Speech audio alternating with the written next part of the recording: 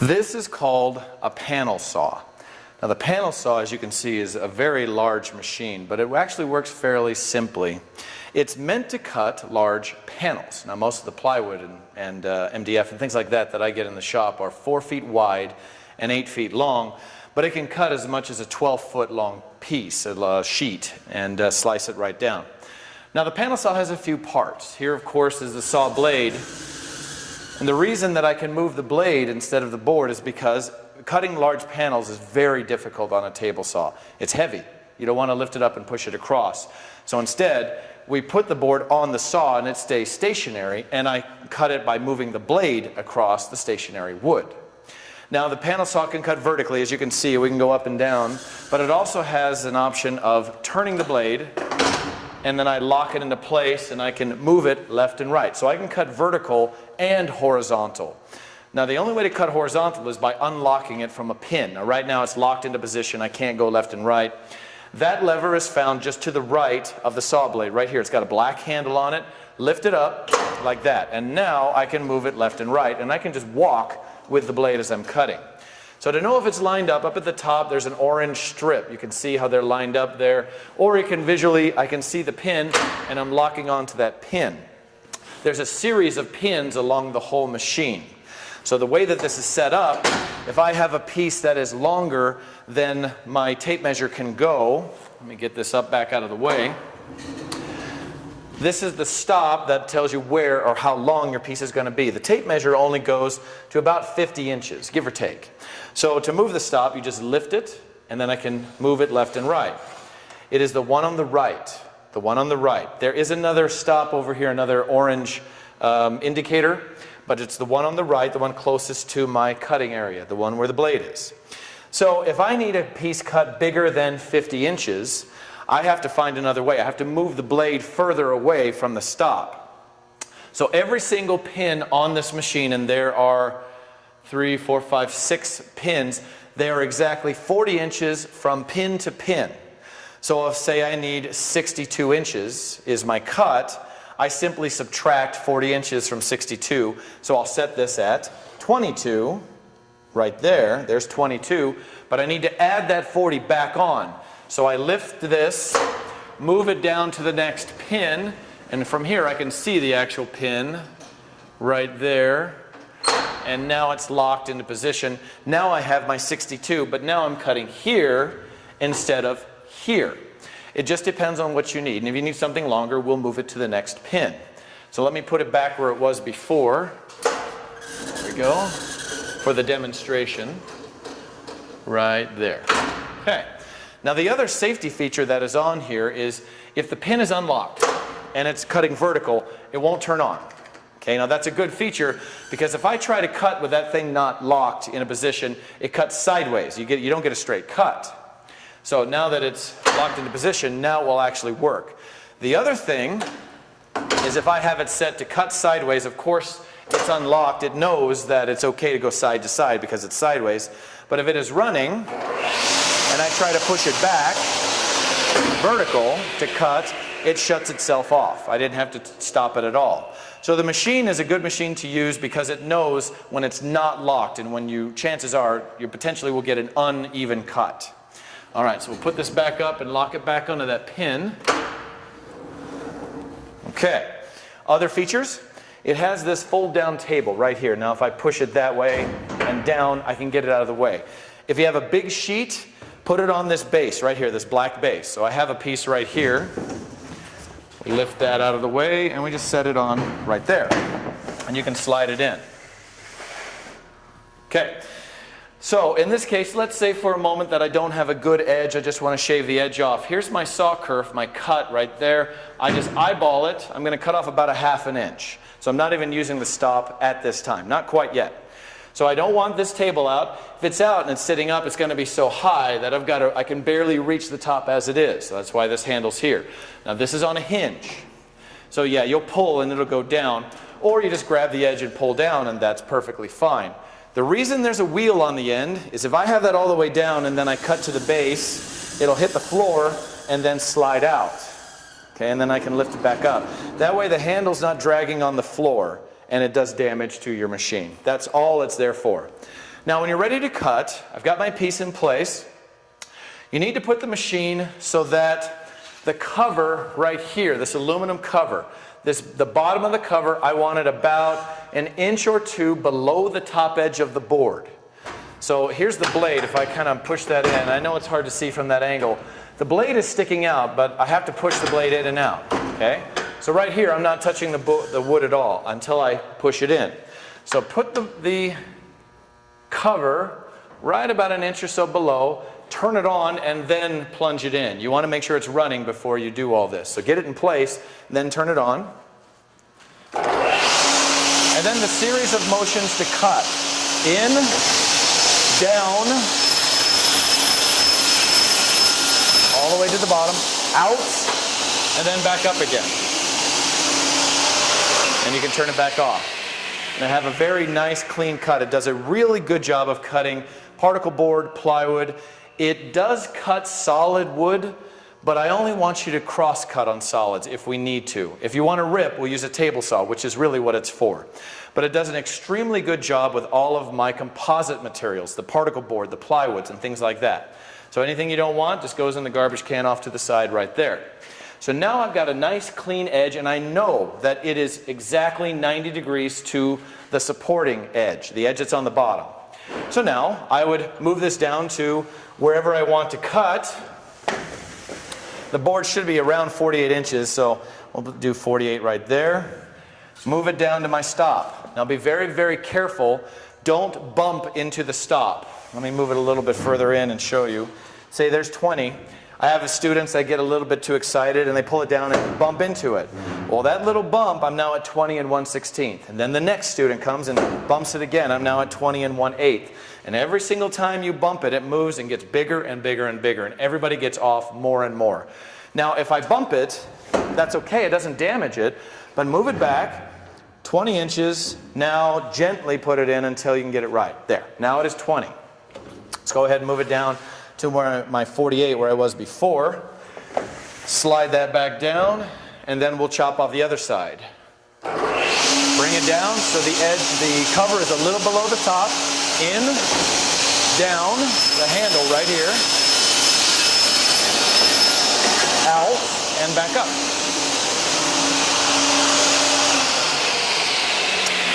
Okay, and now we just get rid of that piece. Now my board is guaranteed to be parallel and perfect with this bottom edge. Unfortunately, I don't know if this edge is good, if this is a good edge, so I could turn it 90 and cut again if I need to, but now I'm guaranteed that this is 40 here, or 48 here to here, and whatever this is, I just need to cut it, so now I have my other dimension, my width and my length. Now it also cuts smaller pieces. I mentioned that fold down support. If I have a smaller piece of wood, and I don't want to be cutting down here with my back, down, I'm on the floor, it's difficult. Pull it and lift, and now it locks in position. So if I have a smaller piece of wood,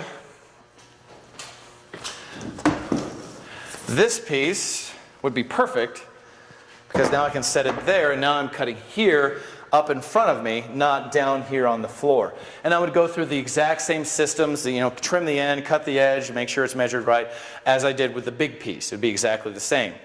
Now the smaller the board gets, the more likely it's going to tilt and shift. For example, it's getting pretty close to here. It likes to tilt a little bit. It's so narrow that I can't keep it straight for long. Let's do an extreme example, a really tiny piece. If I wanted to cut this, put that back down, and I'm cutting this way, it is almost impossible to keep this from tilting a little bit. Now, if I'm ripping with it, I would simply go to the table saw and I'd rip. It's much, much easier, much faster, and much more accurate. But if I'm cross-cutting, say we want that here, we have another problem. It's so short that it's not actually getting into where this board is, this backing strip. Now watch, when I bring this down, it'll want to flip out and fall. So I bring it to where I usually put it, and I plunge in. Now, of course, what happened is you saw it seesaw out, and down it went. And I knew that was going to happen. So if you have a small piece of wood, and you do need to cut the end off, and that's fine, here's what you got to do. You just need to simply take your left hand and hold the piece of wood while you cut. So let me demonstrate that. Bring it down to the place where it normally is, right there. That's where I want to start. turn it on, but hold it. So now I'm here holding the board. Now in, down, out, and up again. And now it stays in position. And of course, I just trim the end without any measurements. But that's the easiest way so it doesn't seesaw out from the saw. It happens over and over and over again. It just is because there's nothing here to hold it up. Now once in a while we want to cut horizontally, this way, left to right. Let me grab that other board that I had before and put that on here. So I want to chop the top off. So there's no lock on here. You simply take the saw and just twist and it goes right over into place.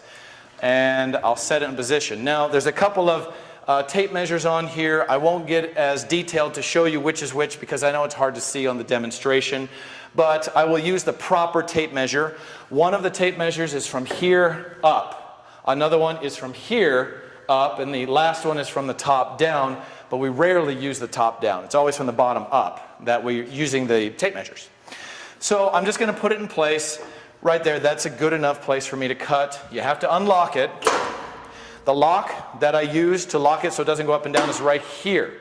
So I unlock the pin, put it in place on my tape measure, and press down on that handle. Now I can't go up and down, but I can go left and right. Now, the only issue with cutting horizontally is the blade. The blade cuts out 1/8 of an inch. It's 1/8 of an inch thick. Now I cut along here. Once I get to the end, I have 1/8 of an inch gap all the way along until I get to the end. All of a sudden, I cut that out. The board is now separated. It wants to collapse and pinch the blade because it's got that gap. It wants to collapse. Gravity will just do that. So as I cut out the end, I want to make sure to hold on to the piece and hold it up apart so that it doesn't pinch the blade. It'll give you an unclean cut. It'll burn the end just a little bit if you don't, if you just let it collapse. So you just hold on to the board as you cut. Here's what it's going to look like. Safety glasses on. You put it about in the same place that you did before. Plunge and cut. Once I get really close to the end, I put my hand here and finish. Pull it out. And that's all you need to do. So it's right here. That 1/8 of an inch cut that is left, it'll collapse. So I had my hand here to hold it up until I came out the other side. Then you can let it collapse. You can even let it fall, whatever it takes. As long as it doesn't pinch the blade, you end up with a better cut. Now the only other issue that sometimes happens, and I like this saw because of it, it takes care of it, is what if I'm accidentally cutting right where one of those backing strips are, right there.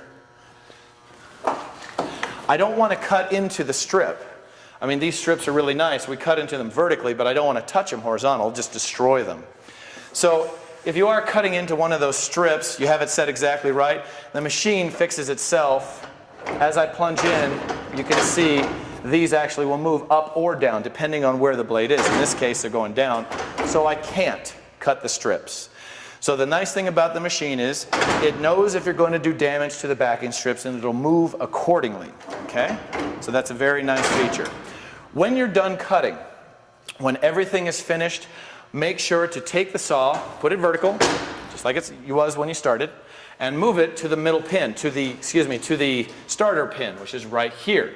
It's the second one in. That way the next person is all set to go. And then if you can remember, unhook it so that it can go up and down, but if it's stuck, it's simply right here. The other thing about this is an emergency stop. If you push it in, it stays in. It doesn't pop back out automatically. So now I can't turn it on no matter what. You simply twist and pop it out. Now I can turn it on.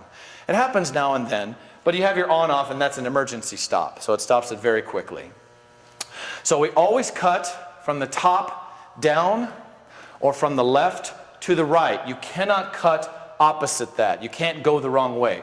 There's a metal bar on the top edge of this that is called a splitter that will prevent you from doing just that. You can't go the wrong way.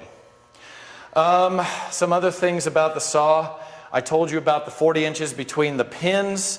Solid piece of wood, make sure to cross-cut. You never want to rip on this machine. The blade is ground in such a way that it's meant specifically for plywoods and particle boards, but only cross-cutting. I would not rip on this one. Let's see. When you're done, put it on the middle pin. Any small pieces of wood, especially these tiny ones, hold them tight or they'll just keep falling on the floor. If you follow those simple safety rules, the panel saw is a fantastic machine because it gives you such a nice clean cut, perfectly straight and 90 degrees every single time.